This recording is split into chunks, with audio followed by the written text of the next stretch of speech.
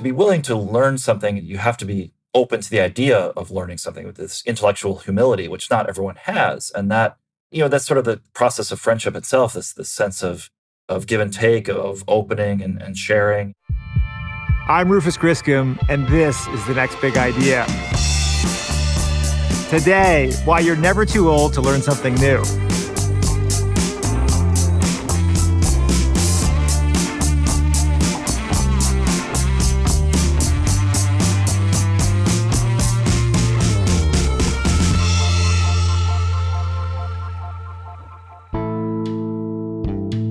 For most of my life, I've been sternly advised not to sing. My brother and sister issued the first edicts. Then as I got older, my friends and colleagues joined the chorus. My almost perfect wife informed me early in our marriage that my tendency to belt out, "Rubber ducky, you're the one," in the shower was impinging on our almost perfect life. And these days, my kids preface car rides with the somber pronouncement, "Under no circumstances, Dad, are you allowed to initiate a sing-along." Well, Amanda, Bronson and Elisa, Declan, Ryan, Gray, I'd like to let you in on a little secret. Do, re, mi, fa, sol, la, ti, do. In defiance of your edicts, I've been taking singing lessons with an extraordinary Belgian woman named Eleanor. Let the record show I'm only 2 classes in. And to quote the great James Brown, "I feel good. I knew that I would now." Because when you think about it, why should singing be reserved for the select few who've been blessed with perfect pitch and a killer set of pipes? It's a skill, right? Just like any other. You don't golf on the weekends or kick a soccer ball around with your friends because you think you're going to be the next Tiger Woods or Megan Rapinoe. You do it because it's fun. You do it because even as an amateur, you can still improve. You do it because honing a hobby is a satisfying, even enlightening experience. I've come to realize that thanks to a wonderful new book by Tom Vanderbilt. Tom is a contributing editor at Wired UK, Outside Magazine, and Art Forum. Talk about range, right? His previous book, Traffic, Why We Drive the Way We Do and What It Says About Us, was a New York Times notable book. But he's not just a seasoned journalist, he's also a compulsive amateur. It was actually Tom who inspired me to take up singing, a hobby he's working on too. Here he is doing his thing on the social karaoke app called Smool. Nobody told me that these days like these, most peculiar, mama. Now, I think Tom would be the first to point out that he's not the next John Lennon. And you know what? He's okay with that. He's not out there trying to get a record deal. He's doing this because it feels good and it's good for him. It turns out singing triggers the vagus nerve, which helps regulate your heart rate and blood pressure. But mostly he's doing it for fun. When did having fun stop being a valid reason for trying new things? That question triggers the vagus nerve of Tom's new book, Beginners, The Joy and Transformative Power of Lifelong Learning. After standing on the sidelines watching his young daughter try out new sports and activities, Tom thought, how come I'm not out there? Why is it that we push our kids to try new things, yet we're afraid to try anything new ourselves? He ended up learning how to surf and snowboard, juggle and play chess, and, as you've already heard, sing a power ballad. His goal wasn't to gain mastery, he just wanted to be decent. He wanted to have fun. He wanted to let the world know that being a beginner, no matter how old you look or untalented you feel, is a great way to stimulate your brain, meet new people, rile your wife and children, and bring a little adventure into your life. If you ask me, it doesn't get much better than that.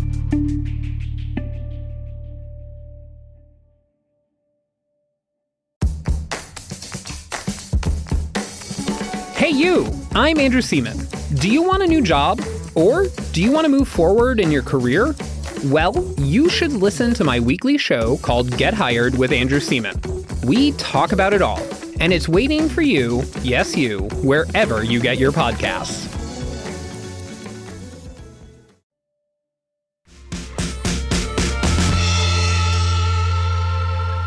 Darn it. Have I disappeared again? I don't hear you all. Oh, okay, great. I think we're rolling. Tom Vanderbilt, it's great to have you on the Next Big Idea podcast. Hey, great to be here. Thank you. You know, Tom, as we just witnessed, I think perhaps the most profound experience I've had at being a beginner, it has been podcasting in the last year, and particularly during COVID with the audio hookups. It's that sort of beautiful awkwardness that you refer to that we're supposed to aspire to, I feel like I've discovered in this process. Yeah, I think the pandemic has turned us all into beginners of various sorts and has opened the window to people like exactly what I'm talking about in this book, taking up new things in ways that we haven't seen before in sheer numbers. So Absolutely. Well, so you have a new book out, Beginners, The Joy and Transformative Power of Lifelong Learning, which you're quick to say is not a guide to how to learn new things. But I would say that it's a provocation. It's a work of advocacy. The last line of the book is, now that we have ended, it's time for you to begin. So this is really a call to action, right? I mean, it seems like you have a relatively strong view that people should continue learning new things throughout their lives. yeah, I mean, and there's nothing wrong with learning how to learn better. I just felt that there were sort of already a number of resources out there, and for me that this was the thing that had been holding me back was getting to that beginner stage. And then the idea of being in that beginner stage seemed to me so unpleasant and something I didn't want to introduce into my life, which, as a 40 something professional, I'm supposed to exude this air of competence. And, I've got everything under control and I have this number of skill sets. I have mastery in this and mastery in that. So the question is, why would I want to actively go out and seek something I would have a good chance of being pretty bad at for a while in public? What also happens is that, of course, we're so immersed in work and maybe being a parent or other roles that we just put this stuff off. And then maybe someday down the road, retirement comes and suddenly you're scrambling to pick up a number of things that you've always wanted to get to. But I thought, what if I just jump started that process a little bit and just tackled some of these things head on that I'd wanted to do my whole life. So that was sort of the premise of the book. And you took on with vigilance a number of very specific new skills. What were those? Before I get into those, I went through a process that I sometimes do, of sort of crowdsourcing. And I went to Ask Metafilter, a site that I like a lot. And I said, hey, what new trick should this old dog learn? I got, for a lot of it, very interesting replies, a lot of which were things like coding or calligraphy or origami or, things like that. And there was some very interesting ideas there. But I set up a set of criteria, and one thing was they didn't need to be things that would benefit me in my job. This was not necessarily professional development. These weren't sort of like, skills with a capital S that you would do in corporate retraining. So anyway, the skills were singing, surfing, drawing, juggling, and essentially making, which ended up being a wedding ring because I lost 2 rings while trying to learn to surf. One in the Atlantic and one in the Pacific, which is very thorough of you. Yeah, I seek balance in my life in all ways. And so. Fantastic. Well, it couldn't come out at a better time, certainly for me personally, because I'm in a mode of opening myself up to learning new things.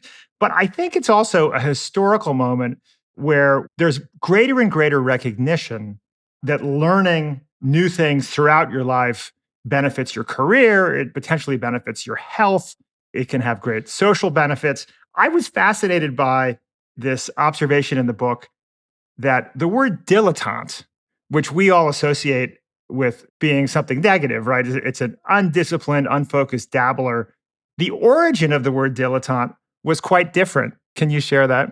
Yeah, sure. I mean, it comes from dilettare, which means to delight in Italian, and it sort of stemmed from this 19th century group of English, largely men, who were sort of connoisseurs. They were fascinated by this ideal of continental art and culture and the life that was being lived in places like Italy. So they would go on these, sort of grand tours and try to amass this knowledge. Of course, this was before, days before a lot of the stuff was that easily available. So you sort of had to go there and actually do the stuff and live this and sort of bring it back to England and then just essentially be delighted by it. This was, sort of ahead of the age when there were things like professional art historians or everything had sort of been professionalized. You needed a university degree to take this sort of thing on. But as various things happened, society began to become more sort of bureaucratized and professionalized.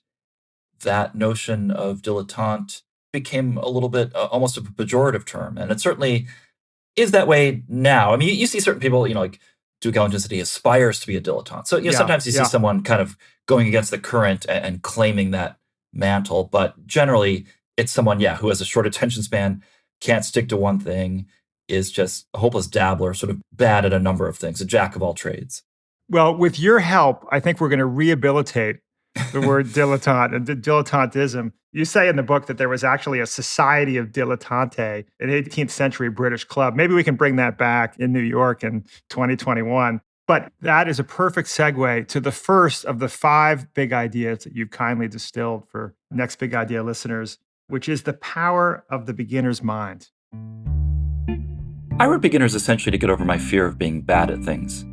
When you're a late 40-something parent who's never been on a snowboard in his life, and your young daughter suddenly wants to go snowboarding, it's far easier to simply sign her up for lessons and wait on the sidelines, proudly taking pictures and posting them to social media, than to actually get out there and snowboard yourself, testing your aging body and your insufficient health insurance.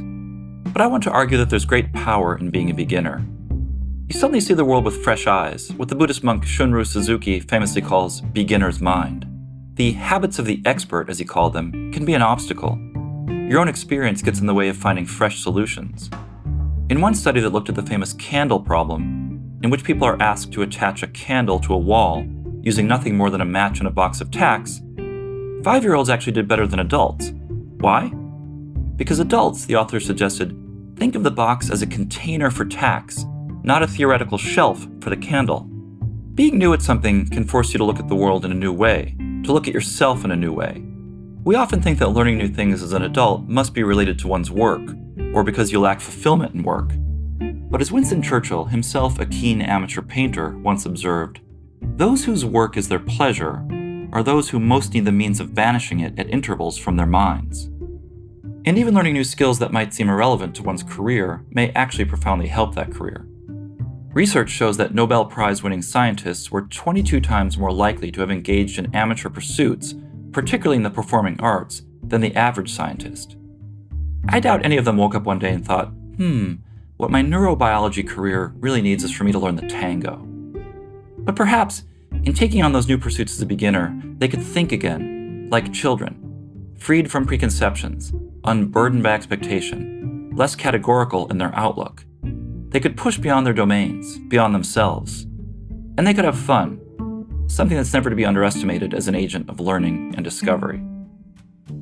I love this idea that ineptitude, which I experience with some frequency, is not just a lack of something, a lack of knowledge or expertise, but it's also a positive state in the sense that it's an openness to different solutions. Is that part of the magic, do you think? Yeah, I think so. I mean, when my daughter was younger, my wife and I were always thinking about how when we had a problem with our phone, this still happens today with our iPhone, our daughter, and I imagine a lot of listeners' kids out there, just took to that phone like it was natural. And she just seemed to have this amazing ability to figure it out. And there's this idea called the less is more hypothesis, that because children, are they have less stuff already in their brain, less memories, less experiences of other technologies they might have worked with, that they come to things like an iPhone with just this kind of complete freshness and almost, sense of being a digital native.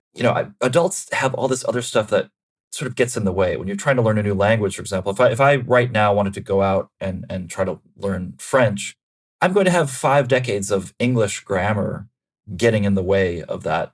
I sort of saw this most dramatically when I went down to Alabama to try to ride a bike with Destin Sandlin, who does the Smarter Everyday YouTube show. It was a bike called a backwards bike, that if you turn it to the left, it steers to the right. But the whole idea is that the more you've actually ridden a standard bike, the harder it is going to be for you to learn how to ride this very unusual bike. And having ridden a bike quite a bit myself, I was unable to even pedal more than 3 feet on this thing, because I've just got so much muscle memory of how a bike works. Whereas, as Destin told me, his kids actually learned this bike faster because they haven't been riding a regular bike for as long. So there's some cases where, again, this lack of experience or lack of skill can actually be an advantage when coming to a new skill. Yep. Well, and kids are a critical piece of the story, aren't they? In terms of your journey. I mean, I have 3 boys, and there is nothing more humbling than, being a first-time parent, as you point out. And it strikes me that we may almost get too good at our regular lives before having children. And then, you have a kid and it really just sends you back to square one. And so you have this combination of, first of all, being exposed to a level of humility and kind of beginner status just because the process of raising children is so novel. But the second piece of it is that you're watching this new organism learn with remarkable speed all these new skills. There can be at times a sense of envy, right? I mean, I remember dropping our kids off at preschool and being like, gosh, this finger painting and blocks, that looks fantastic. Could I spend a couple hours here? I mean, but was this an important part of your pathway to this book and this journey?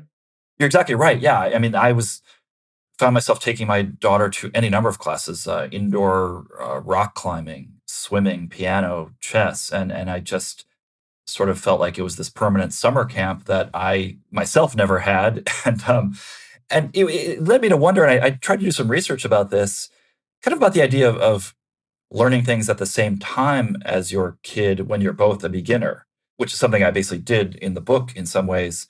I mean, here I was telling my 4-year-old, it's important for you to learn all these things and don't worry if you're not great at them, just have fun. And when I sort of looked at myself, I was not really, walking the walk. So the idea of doing something like a surf class with your kid and you're both going through that same struggle together, I think is an interesting thing where they learn that learning is hard and that adults don't just automatically know everything, that they might have to work also. Yeah, no, this is a great opportunity for one or more of our listeners to start a business around creating learning opportunities for children with their parents. It took me a little longer to figure this out than you did, but it's really a great kind of strategy to get your kids into your hobbies. Exactly. My father, I remember made the observation that when you're in your 20s and you're building sandcastles by yourself on the beach, you look kind of funny. But when you're doing it with a child, you look like this incredibly generous, thoughtful, caring human being, So there's an element of like, it's really a two bird, one stone situation to get out there with your kids learning things. But boy, getting your daughter surfing, that was very clever, Tom. Yeah, I've probably, used my daughter as sort of a way into a lot of things that I was secretly wanting to try out. And this brings up a piece I wrote for Wired magazine about the game Fortnite, the video game, which she was sort of interested in, and I, under the auspices of parental monitoring, making sure that this was a safe, relatively safe space. I sort of joined on a provisional basis and was soon doing squad battles with her 8-year-old friends, and this was a bit like you say with the sandcastles. It was either strange or charming, depending on how you look at it. But for me, it was a very entertaining thing, and of course led to discovering a Fortnite over 40 community that is out there. So I think a lot of people are looking for the excuse to take up new things, but there's often that perception that you're too old or it's too late, and that can definitely get in the way. But yeah, I definitely my motto became, if you have to take them, join them. Absolutely. Well, and then there's a slightly less honorable version of this, which apparently has a name called symbolic self-completion theory, which is when you try to use your children as proxies to achieve things that you failed to achieve in your own childhood.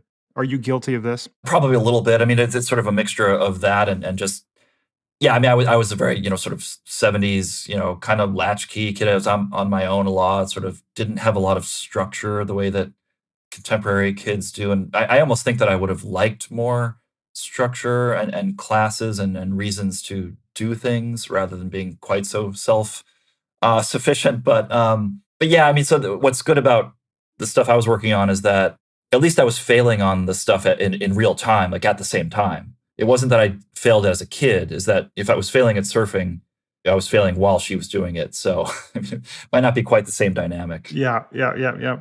Well, getting back to the advantages of the beginner's mind, there's the fact that being in learning mode is just plain fun, right? And one of the things that really comes across in your book, Tom, is you seem to be having a blast a lot of the time. And singing strikes me as maybe one of the more gratifying new skills you developed. I happen to be in the very earliest of stages taking singing lessons myself. Mhm. I downloaded the Perfect Pitch app based on your recommendation. I have homework for next week, Sirens. Wow, wow, wow, wow, wow, wow, wow, wow, wow. Can you share a little of what you've learned there? One major thing I'd like to get across about singing is that, it is a skill. You can definitely improve at it. But I think there's a whole idea out there that people think they're not a good singer, that they don't have this innate God-given gift.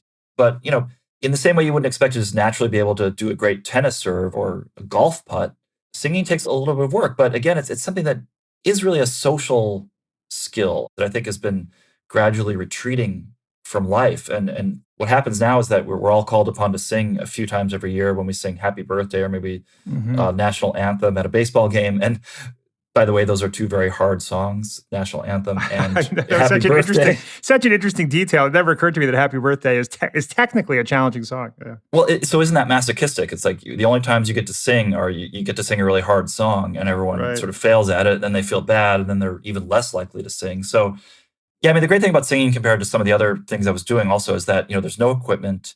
You can do it anywhere, basically. And it just is one of those things that even the practice of it is like some kind of meditative therapeutic practice that just makes you feel good. I mean, I never struggled with singing practice. Even when I wasn't sounding particularly great, it just felt good to be doing it. And that was just sort of doing it one on one with a coach the way you're doing. And then when I joined a choir, it was sort of multiplied 10x. And I just have to say that, one thing to point out about people getting into something is I think, without actually doing it, you might not know where it will lead. Like if you had asked me 5 years ago, hey, why don't you join a choir? I would have sort of looked at you like, what?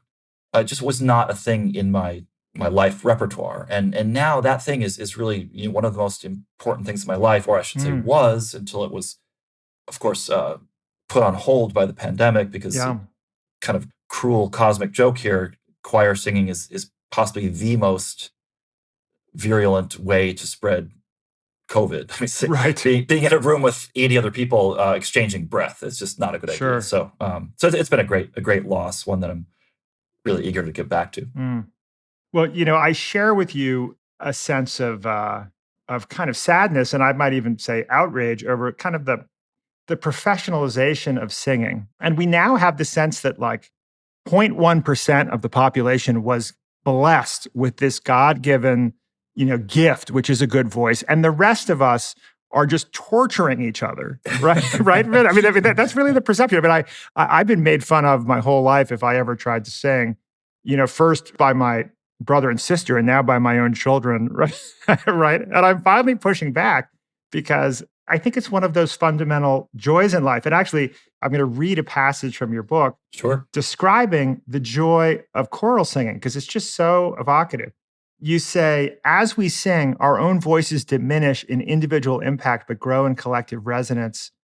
There have been times that it felt less as though I were singing and more as if I were feeding my breath to some invisible superorganism, vaporous, thrumming, omnivorous, pervading the atmosphere. I've got goosebumps just reading that. I mean, it sounds beautiful. So I understand why you miss that. It's powerful, right?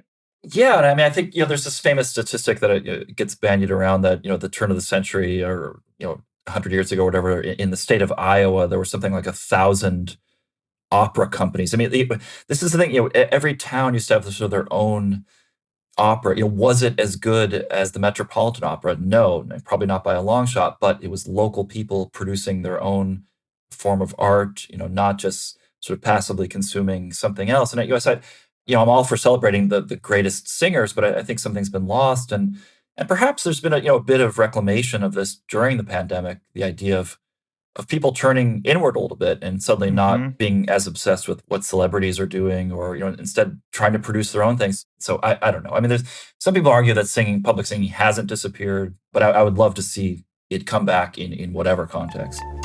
Hang tight for a sec while I sing for my supper. When we come back, Tom tells us why we should all aspire to be infants. Because it turns out they're not just cute, clueless blobs, they're daredevils. Stick around.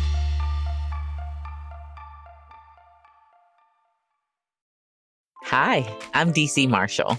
Hi, I'm Mita Malik. We are the co-host of the Brown Table Talk podcast, where we discuss how to help women of color thrive in their workplaces. And we invite allies to join us to help women of color win at work. We have a seat waiting for you. Subscribe to Brown Table Talk wherever you enjoy podcasts.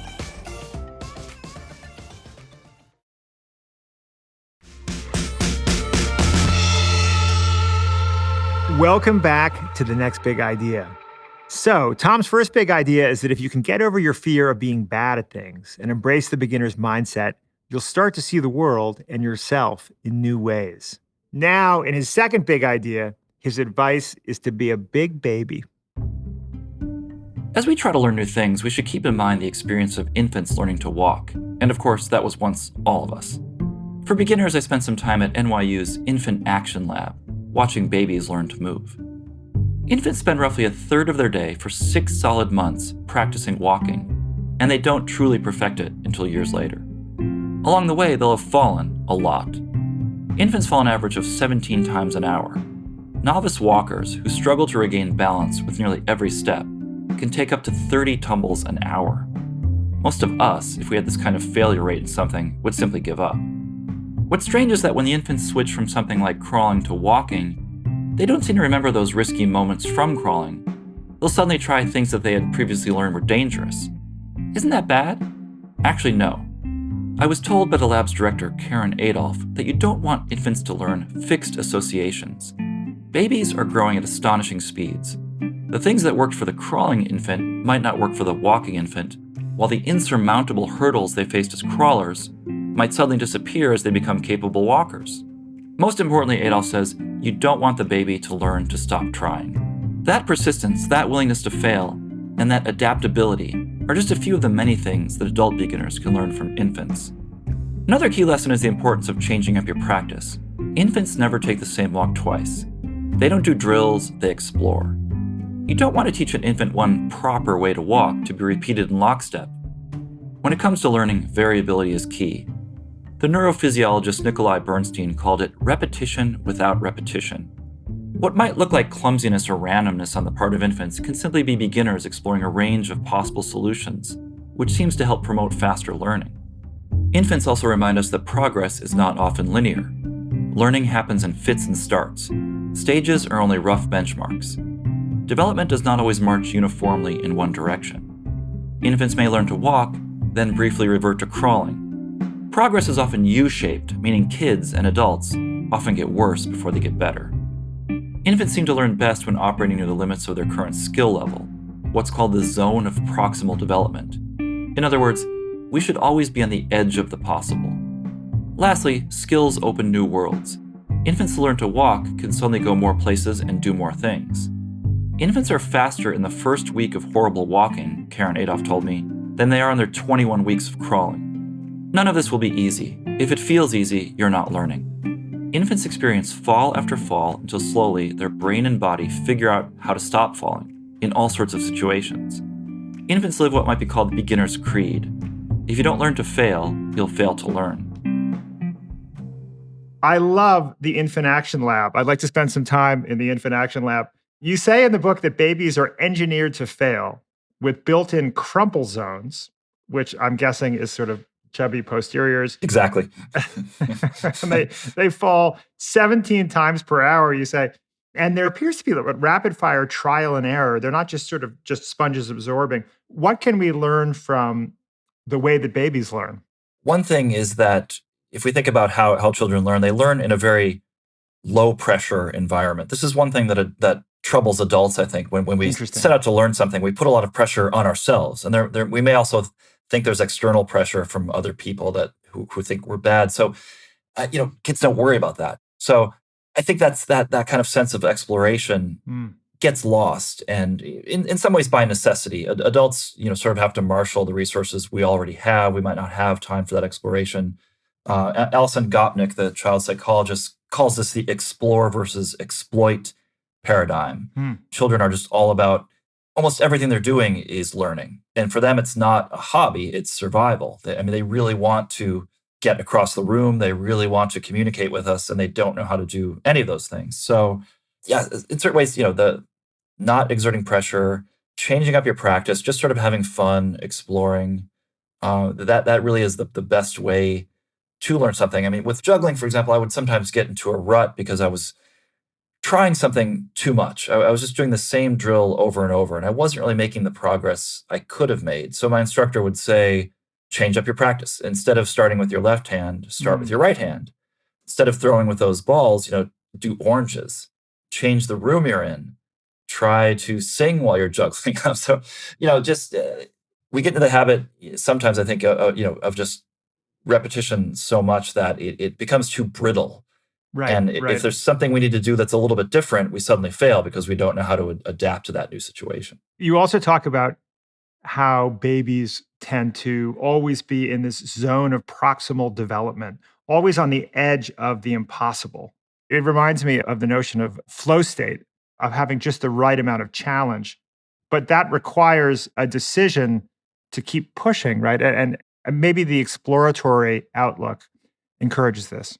Yeah, well, pushing is hard though, and there's a distinction we should probably make here between performance and learning, and those are not conjoined most of the time. Yeah, If yeah. you're, you can be struggling at something, absolutely not getting it at all, but you're actually learning as you're doing it. By the flip side, you can be nailing that three-ball juggling routine, but you've stopped learning. So, it feels better to do well, so we often default to that. But there would be times, let's say with surfing, when I would look at the surf forecast and there were pretty big waves for that day and waves that were a bit bigger than I was comfortable with, and I had to make that sort of command decision. Of course, it's easier with some things than others. I mean, if I try to hit a particularly high note in singing, the potential risk is a lot lower than breaking my neck out in the ocean. Which, by the way, you almost did, right? I mean, not to overstate your challenge, but you really did encounter some real risk in this adventure.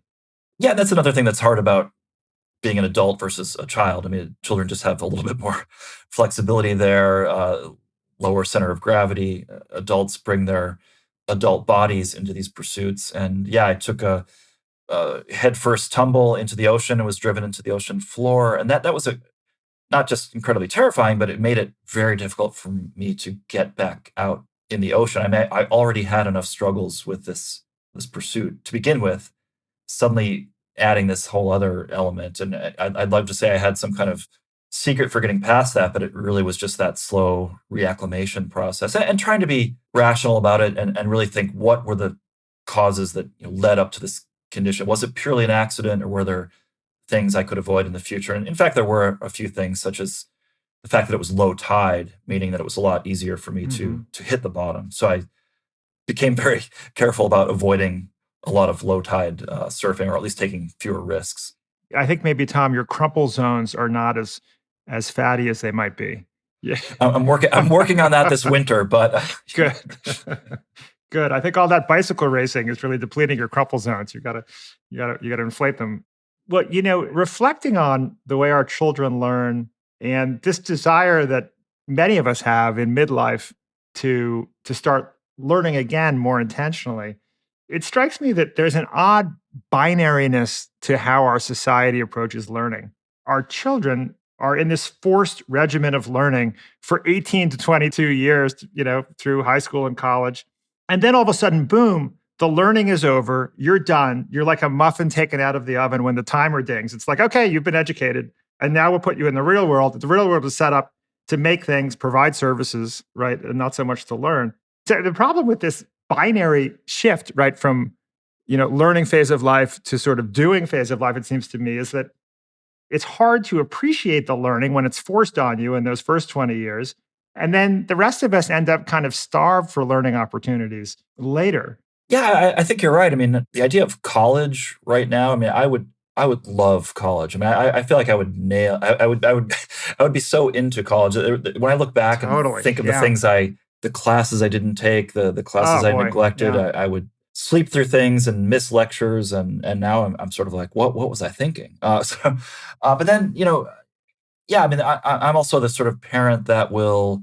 It's not that I don't value education or the school system, but if there's some possible trip that's coming up and it involves taking my daughter out of school to, let's say, go to another country or go to some other city where there would be interesting experiences and museums and things like that, I'll do it at the drop of a hat. I'm not that concerned with uh, my child's attendance record at school, to the extent that I actually got a warning from the Department of Education that a social worker was going to be sent to the house under the idea that they were concerned my daughter wasn't getting enough school. Trust me, she is. But yeah, all this stuff is just so organized, and I think there's people out there that are trying to fill in these gaps. And what you say, a hunger, I think that is the correct word here. When I took this class in Brooklyn called the Metal Shop Fantasy Camp, it Mm. was this guy who runs a welding shop, And he was, at the time was struggling a little bit to make his regular business work. And he just got the idea that, maybe there'd be people out there who, sort of work with computers all day and just want to do something different with their brain and their hands. And so he set up this class where people just come in and make these like simple objects. And he's taught thousands of people, and it's almost become this major part of his business. And I took the class, and actually a few months later, I got an email saying they were short on welders, which often happens in our society because we've so emphasized college educations that there's a shortage of certain trades like welding. So I was suddenly faced with the, to my mind, a bit ironic thing, like, should I go do some welding to make money while I'm writing this book? Because I actually could have used it, but I actually wasn't really that good at welding, so I didn't. Yeah. Yeah. Well, Tom, I'm glad you're not letting your daughter's education schedule get in the way of your surfing vacations. Exactly. That would really be unreasonable of the schools. All right, let's hear big idea number 3. If you know what you're doing, you shouldn't be doing it. A mathematician named Richard Hamming once drew an interesting distinction between scientists and engineers. In science, he wrote, if you know what you are doing, you should not be doing it. Meaning, science was about probing beyond the edge of what we know. It was about experimentation and failure. There was no need to dabble in already proven hypotheses. In engineering, however, wrote Hamming, if you do not know what you are doing, you should not be doing it. Engineers are tasked with making sure things do not fail, with ensuring certain quantifiable levels of performance. No one wants to drive across an experimental bridge. In our careers, we're largely engineers. We need to deliver reliable competence. When the New York Times asks me to write something, I don't send them an article written in iambic pentameter or haiku or free verse, or any other literary flights of fancy I may have, as much as I'm sometimes tempted. But we all, I think, also want to be scientists. We want to mess around, screw things up, push the boundaries just to see what might happen. We want to get in over our heads without worrying too much about the consequences. We want to see what other dimensions there might be to this self that presents every morning in the bathroom mirror. Those hidden selves become arguably even more important as you age and settle into a being that's ever more defined by the outside world and by you. As the writer John Casey wrote, my old teacher Kurt Vonnegut told me that to flatter a person, it's more effective to praise their minor secret vanities than their major accomplishments. We don't always want to be known for that thing we're known for. What a great observation from the mathematician Richard Hammond. In science, if you know what you're doing, you should not be doing it. And yet, as you point out, most of us spend most of our lives as engineers focused on delivering, as you say, reliable competence. Reliable competence, how horribly boring. It sounds like something that might be written on our tombstones. He was reliably competent. That's not what we want, right? We want to explore the unknown. Yeah, and it brings up something, even when we are reliably competent, I think we're often also haunted though by this notion of what's called imposter syndrome. So it's in a way so refreshing about moving beyond trying to learn something new is that you've thrown out all your benchmarks of progress, everything you sort of know. That's another way that you've sort of embracing this new world, and that just is very liberating and just takes a lot of the pressure away, I think, which just makes the learning experience that much more fun. And no one's expecting you to be any good, so it doesn't matter whether you screwed up, whether you think you're an imposter or not. You haven't claimed not to be. Well, and the irony is we certainly need other people to be reliably competent. We need people to fix us when we break, right? We don't want our surgeons or airline pilots to be embracing beginner's mindset. Yeah, I mean, not in their jobs, at least. I mean, I wouldn't mind if the surgeon, was, doing magic tricks on the side and, had got a lot of joy from that. But it brings up a point that I think if you scratch any master at anything, let's just take the current world chess champion, Magnus Carlsen. He's obviously the best player in the world. He's a grandmaster. He, is at the top of his game. But another thing that, a real passion of his is playing soccer. He's not particularly good. I mean, he knows he's never going to be, a professional or be anywhere remotely as good as he is as chess, yet it brings him a certain pleasure, I think, and is a pressure valve for that very high intensity world of professional chess. Yeah. Well, and of course, this also reminds me of Winston Churchill's great observation. Winston, I think, first picked up a paintbrush when he was 40 years old. He became like an amateur painter, wrote a book about it. And he pointed out that, like, if you're a knowledge worker and you read all day long, reading for pleasure is really not the best way to kind of restore yourself. I mean, it's a great, obviously, we should all read for pleasure. But he said to restore psychic equilibrium, we should call into use those parts of mind which direct both eye and hand, I guess referring to his painting practice. But I think that it's a really interesting observation that we, to the extent that we want to have kind of restorative, therapeutic hobbies, it really should not be what we do by day. That was what was so exhilarating for me, is to do something like jewelry making and to sit at this bench and have to move my body in new ways that, by the way, made me very sore. And my neck was killing me after a couple of hours. I was like, how do people do this day in and day out? But I really felt an engagement and energy, a flow going on between the nerves at the tips of my fingers and my brain. It was sort of a two-way process that I just found just amazing and completely different from anything I'd ever experienced, reading for pleasure or for work, the process of gathering information, just moving my body, which is why I sort of emphasize skills in the book. Yeah, absolutely. Well, another argument for focusing on what we don't know how to do is that it just feels good, as you say. And I love this description in the book. You say you want to encourage the naive optimism, the hyper-vigilant alertness that comes with novelty and insecurity, the willingness to look foolish, and the permission to ask obvious questions. It strikes me that the permission to ask obvious questions that we have as beginners is kind of potentially a superpower. And I remember reading that often people in adjacent scientific fields are more likely to make new discoveries in a field. And I think part of it is this fresh eyes factor, right? That they're able to ask questions that the local experts haven't asked for many, many years. Yeah, yeah. And you can see that in the emergence of these sites like Kaggle, which is sort of a crowdsourcing platform for coming up with innovative solutions in various fields. And often it's people coming from, like you say, adjacent fields who have, or sometimes not even adjacent at all, just having this insight that comes precisely from lack of knowledge. And people ask me, did you have any flashes of insight that you picked up while doing these skills? And I always feel a little bit guilty that, I don't think I did, no strokes of genius, but I do feel like there were all sorts of things going on that, in terms of expanding my sense of engagement with the world and different ways of looking at the world, that to me felt very empowering.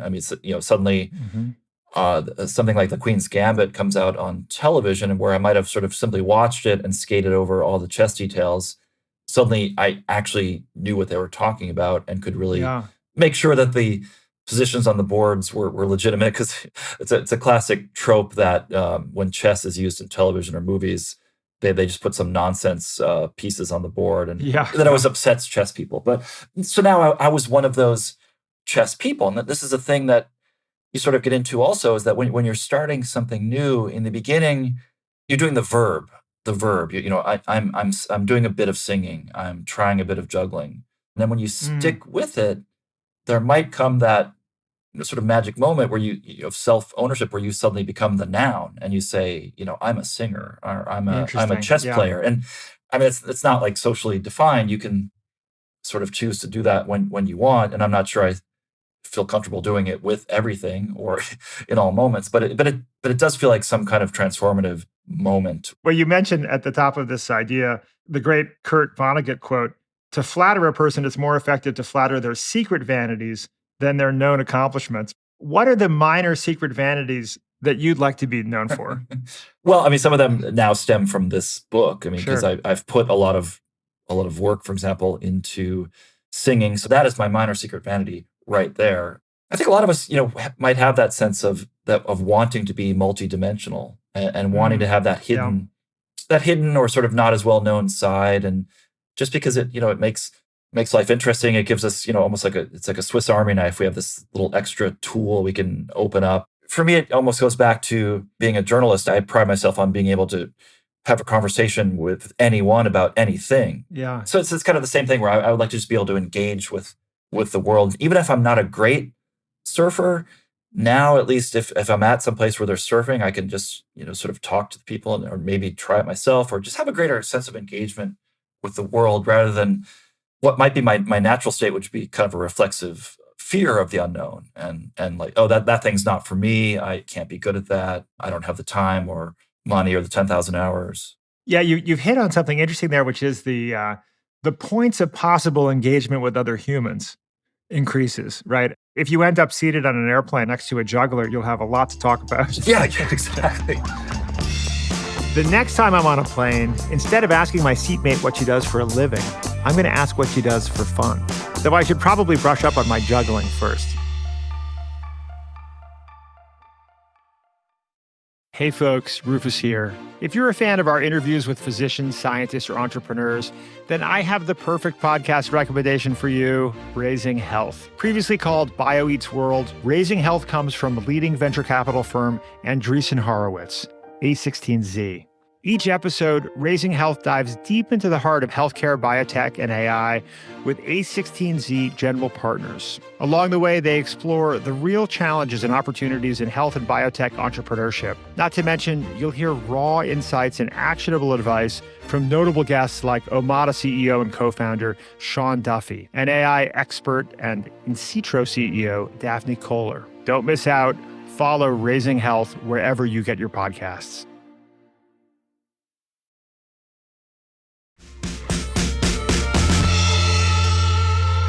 Welcome back to the show. Let's do a quick recap. Tom has advised us to embrace the beginner's mind, emulate infants, and eschew reliable competence unless you're flying a plane or performing heart surgery. Now, in his fourth big idea, he says it's not your aging body that's stopping you from learning something new. It's your stubborn brain. Your brain is holding you back. One of the biggest obstacles to learning new skills is not your body, but your brain.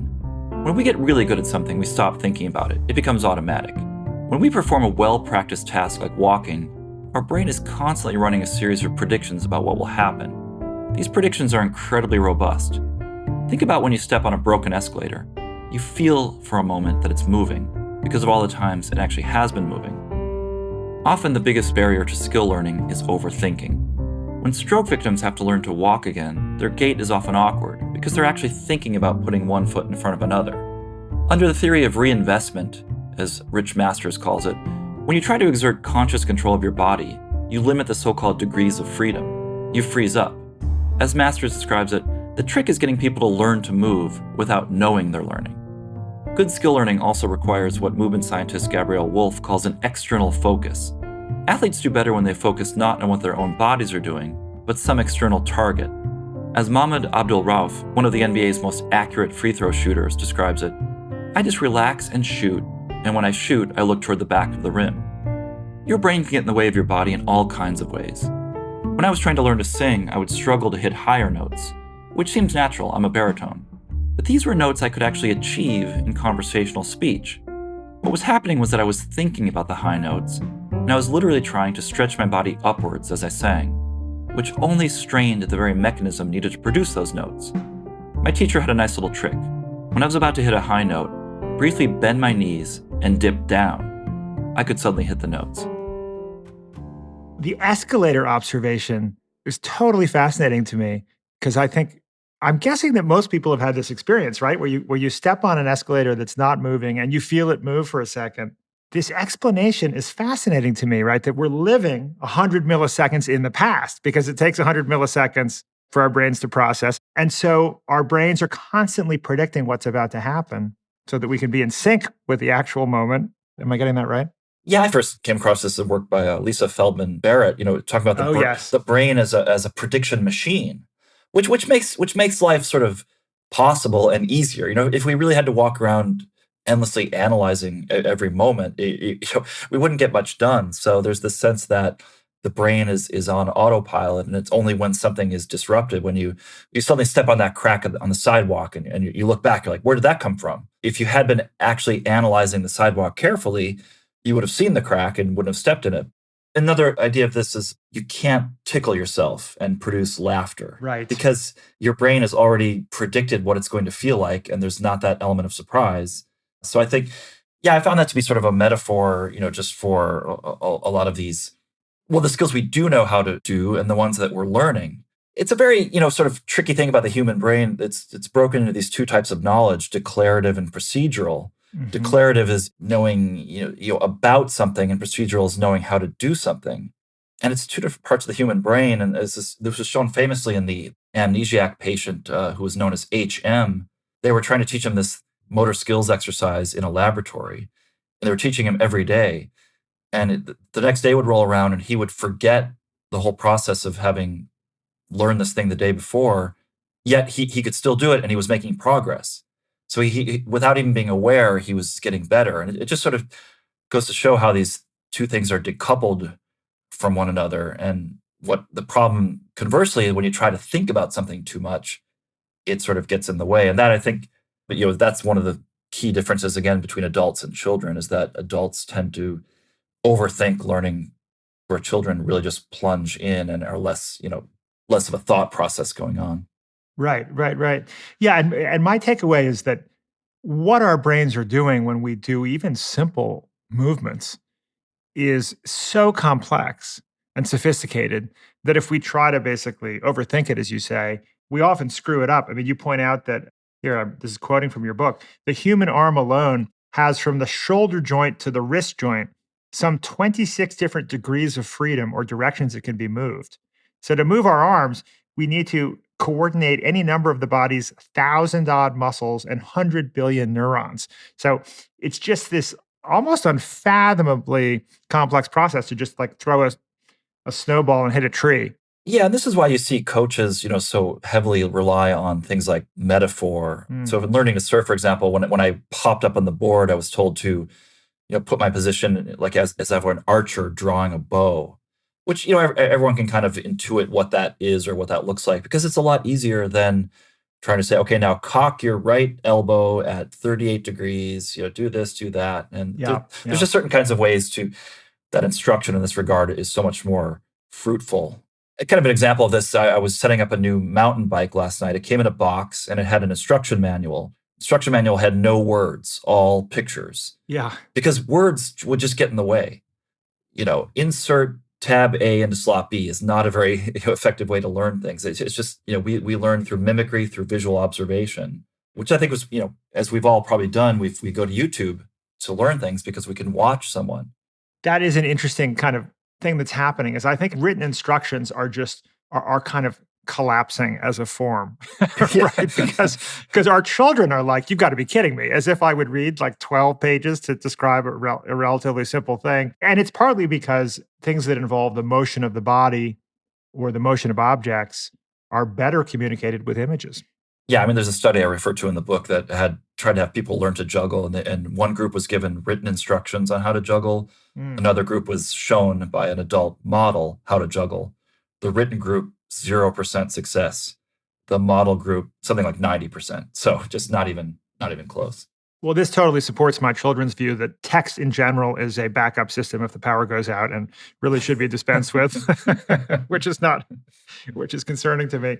But when you talk about juggling, your juggling teacher, Heather Wolf, told you to be the robot, to turn off your brain and just let your arms and hands do the work. I like that a lot. Be the robot. Yeah, I found that kind of idea coming up a lot. Just stop thinking about what you're doing. Stop thinking about yourself. This is one thing that sort of characterizes beginner behavior is a focus on one's own body. If you think about beginner drivers, they are sort of looking at their hand on the wheel. They're looking at the Hmm. front of the car. Where you really want to be looking is as far down the road as possible to anticipate future problems. But surfers tend to look at their feet when you want to be looking at a point on shore. So it's a funny thing of almost trying to automate yourself, and Yep. just let a program run. But that takes work to get comfortable with that program. But beginners rely so heavily in the beginning on rules because we tend to get overwhelmed by the sheer amount of stuff going on. So there's like basic rules we try to keep in our head, which work up to a certain point, and then we have to switch to something else. Yeah, it's interesting. Yeah, skiing is similar. When you're skiing moguls, I believe that the instruction is to look 3 or 4 bumps ahead, not the one in front of you, but 3 or 4 ahead. That's what great mogul skiers do. Yeah, and that's something you see, in all sorts of sports, like, look through the turn in auto racing, or look where you want to go while you're descending a hill on a bike. Yeah, And the nice thing about that is somehow the body just magically everything falls into place and you execute the action more smoothly. I don't actually know what's going on there, but it's just sort of a truism in sports instruction. Well, in your lyrical descriptions of these various activities that you engage in the book, I think the surf camp in Costa Rica is going to have an increase in signups as your book makes the rounds. You write, we soon fell into an intoxicating routine. Mornings we'd gather for breakfast around a large table, a bounty of brightly glistening tropical fruits arrayed before us. And in the evenings, with our little dorms, our classes, and our sophomoric humor and gossip about the instructors, it felt like college. Probably hadn't had as much fun since college. Was that a highlight for you? Oh, absolutely. Yeah. And I mean, it sort of speaks to a larger point, which is that I was talking to Jesse Itzler about this, and some people may know his name, but he was sort of saying he can't go to a beach at this time in his life and just kind of relax on the beach. There's just too many things he wants to do. So he's constantly, when he goes somewhere, he's trying to do something. And I become sort of a bit that way myself. And, my vacations, so to speak, have become learning vacations. And, it's not that there obviously isn't a lot of fun going on there as well, but I just found it just added such a sense of structure and purpose. And, it's kind of like you're going on a great holiday and the souvenir you bring home is this new skill. Right. Instead of some unfortunate piece of art that doesn't hold up, Right. doesn't look as good a month later.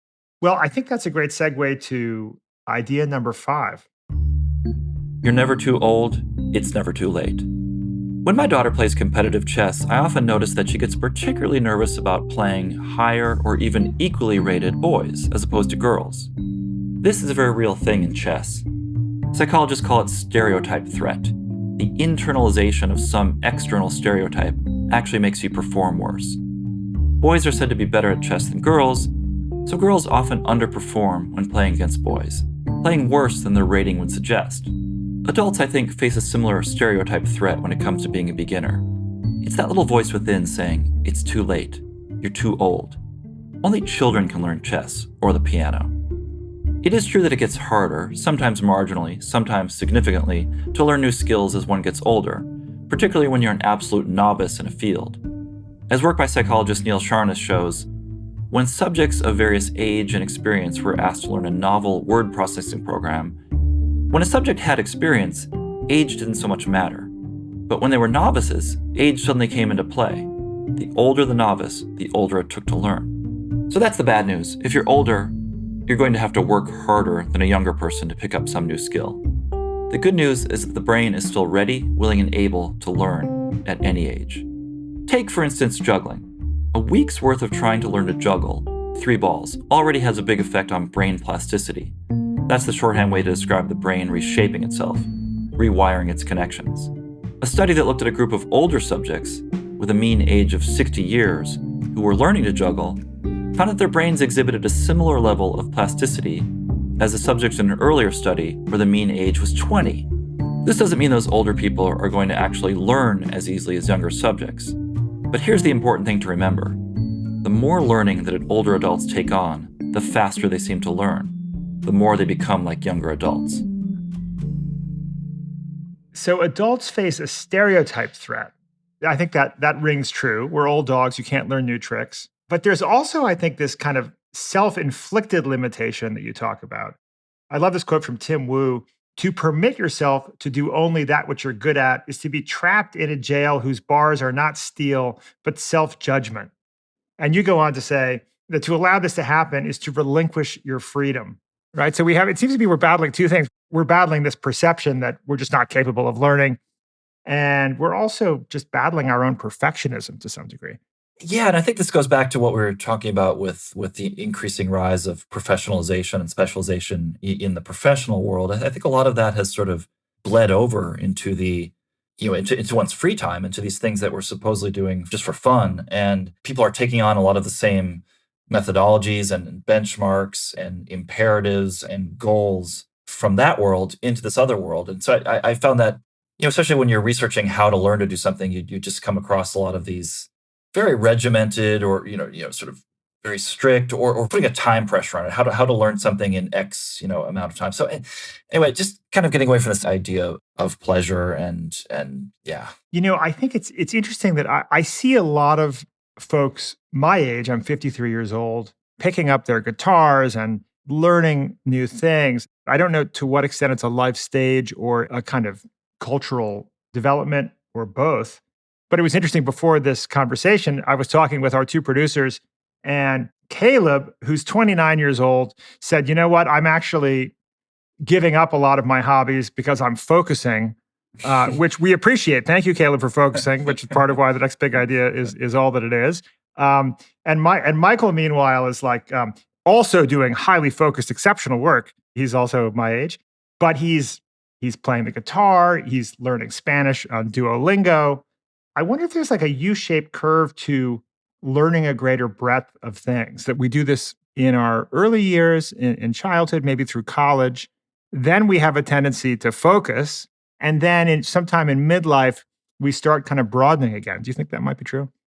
Yeah, I mean, it seemed to make sense. There's a book, I'm blanking on the title or the author, but, sort of looking at the question of happiness and how happiness also sort of seems to hit a peak around age 52 or something. Because, you've sort of, you've figured enough things out. You might have hit, career competence. And this might be a time that you're also, because you may have achieved some of the things you've wanted to set out to achieve in life, that you have a little more, flexibility to then want to do something like become a beginner and look bad at something. But yeah, when I was in my 30s or 20s, I wasn't really interested in looking bad at things. I wanted to look good at things and be the best at, let's say, the writing career that I could. So yeah, I think there's sort of a natural life arc there. And this is despite the fact that some of the data that you cite does show that Michael and I, and perhaps you too, Tom, have just brain cells dying every second. We're really like our capacity, some of our core intellectual capacities are eroding at a great clip. But Michael points out that in his work with his guitar, that whereas when he was 16 learning the guitar, he may have been better at memorizing things and had been somewhat more cognitively flexible. But today, in his early 50s, he's much more focused and disciplined. So I wonder to what degree some of these advantages of age offset the liabilities. Yeah, I mean, it's a great point, and to refer again to the work of Alison Gopnik. I mean, she points out in one article that, I mean, it's sort of amazing that children actually are such great learners when you think of how, sort of unfocused and noisy and just sort of out of control they sometimes seem to be. Like the idea that they're absorbing anything almost seems like a miracle, and that and sort of children are rich in this thing that's been called fluid intelligence, this sort of rapid fire, quick thinking, whereas adults tend to do better on crystallized knowledge, which is things like wisdom and sort of drawing upon a greater breadth of expertise. And even the middle-aged brain operates in a different way, where it draws upon more regions. So it's sort of a more of a Renaissance brain, whereas the young brain is just this sort of like single-minded machine just soaking stuff up. I mean, one of the great things we've absorbed over a lifetime as learning is precisely that, how to learn. We sort of have figured out what works, what doesn't, what's worth paying attention to, what's worth ignoring. Adults definitely have things on their side, even in the face of cognitive decline that you were referring to. One of the things I walked away with from this book is just thinking of some of the people I met along the way who were, I'm in my 50s, but I met people in their 80s who were still taking on these new learning projects and in some ways outperforming me. So, sort of gave me, a nice thing to shoot for. We often think about emulating the young only, like, oh, I wish I could be that person, have that person's advantages. But to my mind, there were things that I was worth emulating in these people's examples that they were giving to me. If I remember correctly, you were outswum by a septuagenarian woman who'd only recently quit smoking and had just learned to swim, right? It wasn't there. Yes. And there's an 80-something gentleman in the Upper West Side who's working on trying to juggle 5 balls. Is that correct? Yes, and I mean, these are both incredibly hard things. Yeah, I mean, Patricia from France was amazing. I mean, this is the kind of thing where you just never know. And I myself had been swimming terribly my whole life, and I was trying to sort of get better at that. She hadn't been swimming at all. And some people this maybe brings up the talent question. Maybe some people just take to things better than others do, or, but we all have something to learn. And I think, so if I could be like her, swimming like her in 20 years, if I could swim like her now, I'd actually be very happy. But it's just something for me to aspire to. I think it could be, again, the absence of compression zones. The baby fat, you might just be sinking too much time in the water. I don't know. Exactly. A theme that runs through the book is the people that you met. It reminds me of kind of a view I've had for some time that we think of community as being like one of 3 or 4 important parts of our lives. But I think there's kind of an argument that community is kind of not 50% of happiness or 75%, but 99%. And learning new things in particular, where you're vulnerable and awkward and look ridiculous, it makes us vulnerable while exposing us to other people who are vulnerable in this learning process. And so it's kind of like the perfect conditions for meeting people and really connecting with people. And so in this view, maybe the biggest single payoff of learning new things is that we're entering these environments that are optimal conditions for human connection. Yeah, I mean, I think it's, like the cliche, finding your tribe, but it really is this self-selecting group, I think, that, obviously is interested in the same thing that you're interested in, the skill or the pursuit, whatever it is, but then has also been willing to take that big step that you mentioned of vulnerability. To be willing to learn something, you have to be open to the idea of learning something with this intellectual humility, which not everyone has. And that, that's sort of the process of friendship itself, this sense of give and take, of opening and sharing. And I certainly didn't go into this project thinking, oh, I'd like to meet some new friends. But right.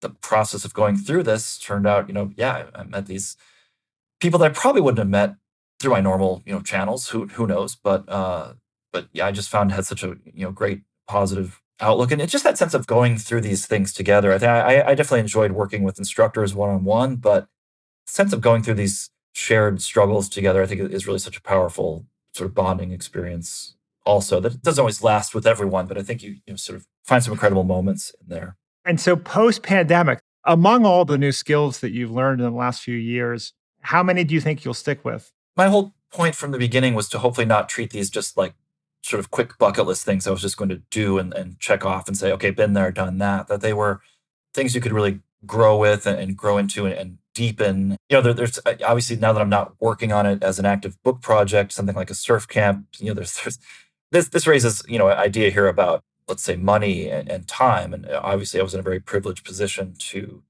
have both of those temporarily to do these sorts of things. But the good news for people is that there are so many resources out there on a place like YouTube or Duolingo that I think we're really living in the golden age of learning. And it's been sort of accelerated during the pandemic because people are figuring out even better how to do a lot of this stuff online, where there's a certain democratization going on. So there's endless numbers of examples of people that have learned to play guitar simply through YouTube videos, not having some expensive teacher. So, I mean, yeah, trust me, I'd love to get back to surf camp, but in terms of prioritizing where that fits in my life priorities, I'm not sure.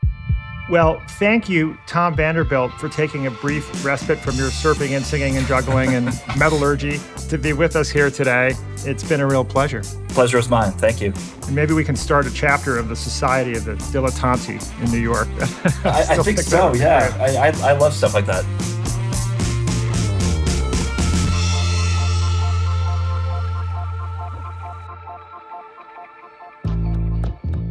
Ready to experience the joy and transformative power of lifelong learning, but not sure where to begin? Try downloading our Next Big Idea app. You'll also get 12-minute audio summaries of groundbreaking new books, including Beginners by Tom Vanderbilt, Zoom discussions with your favorite authors, and mind-blowing e-courses. It may not be metallurgy, but we still think it's a lot of fun. Search for Next Big Idea in your app store. Join us next week for a side-splitting, mind-opening conversation with Jennifer Ocker and Naomi Bagdanas, 2 Stanford professors who say that embracing levity is the key to success. Special thanks to Tom Vanderbilt. His book Beginners is out now, and if you want to sing a virtual duet with him on Smool, his handle is Adult Beginner. Last but not least, I want to give a shout out to the pros who make me sound like less of an amateur with every episode. Our executive producers are Caleb Bissinger and Michael Kovnat. Theme music by Costa Galanopoulos. Sound design by Jason Freeman. I'm your host, Rufus Griscom. See you next week.